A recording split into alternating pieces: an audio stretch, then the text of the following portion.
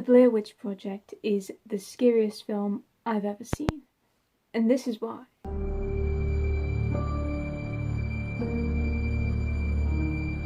So, The Blair Witch Project was a 1999 horror thriller film, and it had a pretty small budget. I mean, it was less than $1 million.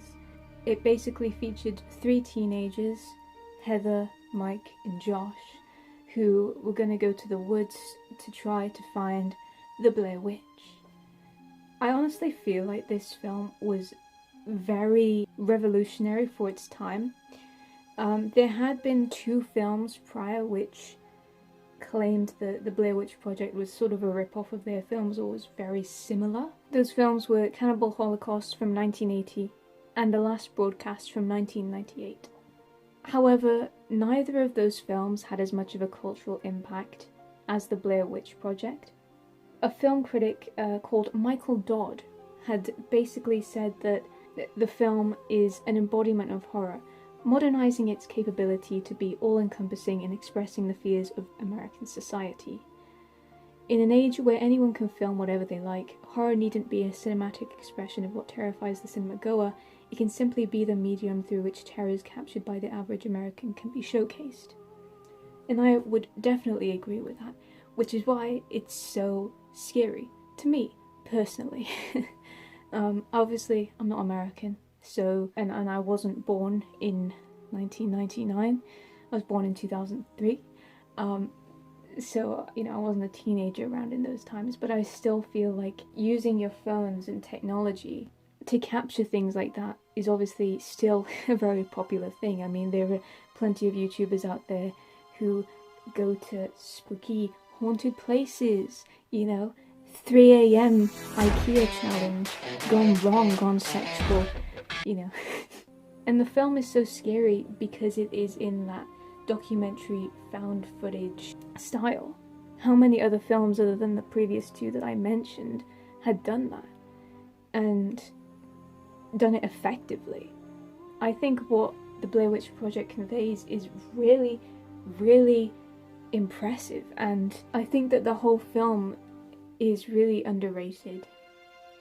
A lot of people seem to think it's sort of boring, and a lot of it is just a black screen and all you can hear is just crying, like that famous scene of the girl Heather just literally crying. It's just like an angle up her nostrils. But that's what makes it so good, is the unconventional way that they filmed it. You know, it's very experimental. They're not setting up shots and getting these cinematic views and everything. It's all so natural, and a lot of the dialogue was actually improvised, which is so strange to think about. But it makes it flow more naturally, it makes it seem even more real. And honestly, when it comes to horror films, the main thing that I think scares me anyway, I know it's different for everyone, is realism. If I don't feel like the film is realistic, I can't get scared. The only way I feel like you can get scared from something that is unrealistic or irrational is through like a jump scare or something. And even most jump scares nowadays are overutilized. They're a bit of a cliche in the horror world, and you can usually tell when a jump scare is going to happen, because a lot of the time it's sort of shown by the music. The music will build up, and then it'll go silent for a second, and then, you know, a jump scare. And because of a lot of the dialogue being improvised, it really characterizes them all so well in it, because I guess there's a lot of the actual person in there, you know, the actual actors in who they're portraying, because they're just thinking on the spot, okay, what would I do if this happened, or what would my character do if this happened? They fully embody that, and I think it's really impressive because they all have such standout performances. You can really feel their terror and their fear, and I think the fact that a lot of the screen time being black is actually a really cool thing, because you can't really see what's going on and you're waiting. and you're waiting and waiting for something to appear, but throughout the whole film you never see the witch, which is another very impressive thing. Throughout the whole film you never see the witch. You don't know what she looks like. All you can see is what she does, and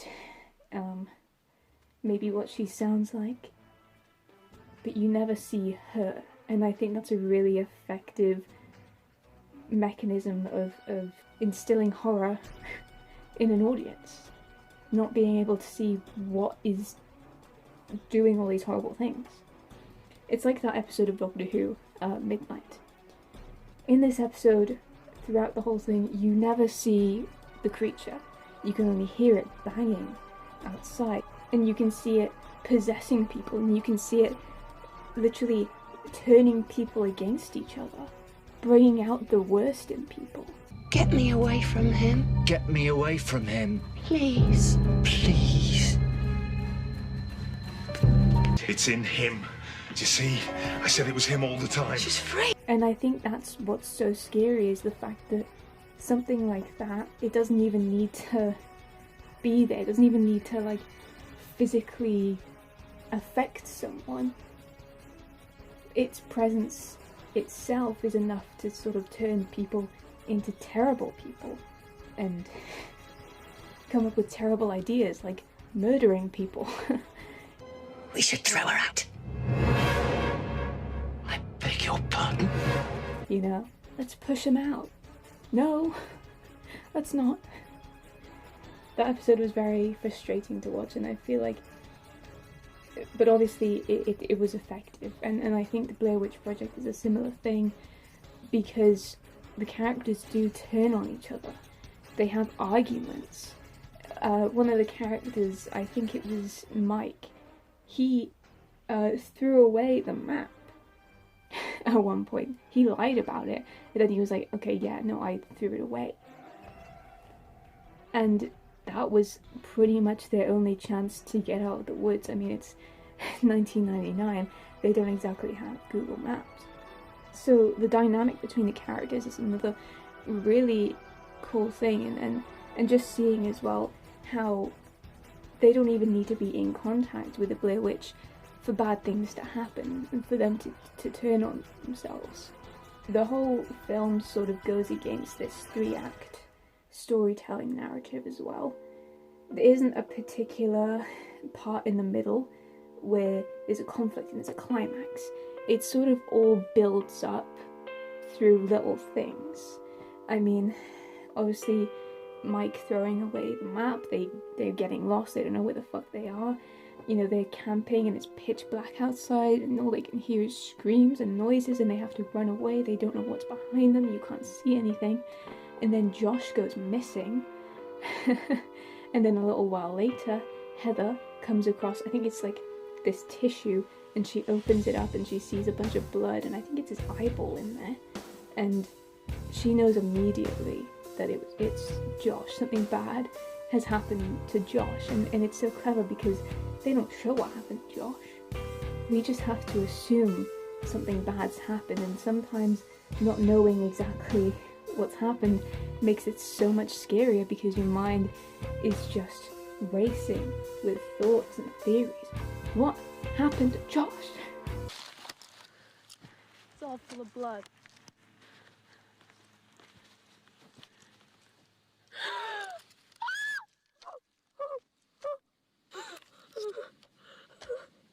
And you can really see her fear when she sees that. She knows immediately something bad is happening. And she doesn't tell Mike. She does not tell Mike. And you sort of, because you're surrounded by these 3 characters, you sort of get into the heads and you think, oh, why hasn't she told him? Or is she going to tell him? Or it's probably best that she doesn't, and I see why she didn't. But, you know, it really involves you because you're just, it's like you're there. It's so real. I think that another smart thing about the fact that they didn't show the witch is the fact that sometimes showing the villain can really ruin it. Take another example for Doctor Who. the Saranga Conundrum from Series 11. The Pating. As you can see, when they were setting up for this villain to be the most dangerous thing in the world, and then showed this, a lot of people weren't very happy. Me, personally, I think that it's funny. I feel like it's sort of a metaphor for the Pating being the fans of Doctor Who, or, well, more like the Chibnall era haters of Doctor Who, because they look tiny, but they have a lot of hatred in them. I like to think of it that way, and it improves the episode for me. But obviously a lot of people might not think of it that way, and I can see why they'd be upset with the fact that this is the villain of the episode, who's meant to be the most dangerous thing in the world. So honestly, it was a very smart decision for them not to show the witch, because it could end up looking tacky and outdated. And the more times you see something like that, the more times you see a scary villain, the less scary it becomes, because you become more accustomed to it. You know, a lot of scary things are scary because they look different. You know, people are scared of things they don't understand. Although I feel like obviously there is the uncanny valley side of things, where it's a person but they're acting evil, and that can be more scary because it's something that you're used to, but you don't know that inside there's something evil. Which is why I guess films like The Conjuring with like demonic possession is very popular. But in a way, the Blair Witch Project also shows that uncanny valley, like right at the end, where they go into the house, they're looking for Josh, and then all you see is him in the corner, like this. Creepy. It's like, that's not him, that's not our friend. That's something else. And then you see Heather just fucking die. No, but then, you know, she drops the camera, she kind of collapses, it goes silent, and then that's it. And then it's like, this is found footage, this is all that we saw. And I think as well, the silence is very well utilized. The lack of music, the lack of non-diegetic music, it's all diegetic sound. Everything you hear in the film is things that the characters in the film are also hearing, which makes it even more immersive, more real, and more of that documentary found footage style. It's really, really effective, because things are scarier if it goes quiet. If it's quiet, you know there's something that's about to come, and it makes those moments of climax so much more scary and tense, because there's sound, there's stuff going on, which, you know, they're in a forest. The only things they should really be hearing is themselves and wildlife, but instead, no, they hear weird stuff, they see weird stuff, they get chased by things, and hearing that makes the moment so much bigger, because a lot of it is encompassed with silence, or just, you know, the ambience of a typical forest. You know, birds chirping, wind blowing, and it's really fantastic. One of my favourite horror films is Saw. I've seen the first 4, I believe, which probably I should stop there because apparently it goes all downhill from there. But I think Saw is another very revolutionary film, but it's not as scary to me as the Blair Witch Project. Sure, Saw is very graphic and very gory, but it doesn't instill the same sort of fear as the Blair Witch Project, because sure, some of the shots are very experimental with them when they're showing them sort of stuck in the traps and everything, and it does that sort of flash in the camera, and then the close-ups, and then the long shots, and then, you know, just a mishmash of everything.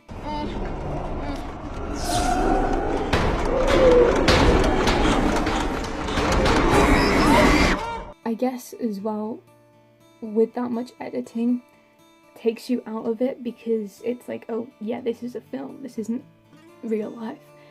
But with the Blair Witch Project, because it was so raw, you know, there was no sort of after effects, it's all just film, and it's not filmed cinematically.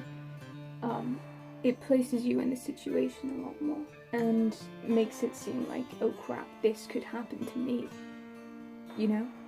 And I was watching the Blair Witch Project and I was thinking, like, did it actually happen? Like, one of the first search terms you'll see when typing the Blair Witch Project into Google is it real? Did it happen? And I already knew, like, obviously it isn't real, but it looks so real, it must be. And that's what's so scary, is that, yeah, no, it isn't, but it could be. It plays on that very real fear that a lot of people have. Being isolated in a forest, far away from home, nobody really knows where you are. And you can't call for help, you don't know where you are, you don't know where you're going. Freaky, man. Very freaky. I think that perhaps wraps it up for why I think the Blair Witch Project is very scary. And the scariest film that I've watched. What do you think? Do you think it's scary? And if you don't think it's the scariest film you've ever seen, what is the scariest film that you think you've ever seen? Let me know in the comments, I'd love to hear it. And I'll definitely be watching it. I feel like the Blair Witch Project just does atmosphere very, very well. And so you don't really have to watch it a second time after you've watched it. But having it on in the background of like a Halloween party or something late at night, you know, you're winding down and everything, having a few drinks, I think it's just perfect. So yeah, this is a very different video to what I usually make on my channel. Usually I make content about Doctor Who or Torchwood, but sometimes I like to make random videos like these. So if you like Doctor Who or Torchwood, or if you like random videos like these, make sure to subscribe. It's free and you can always change your mind later.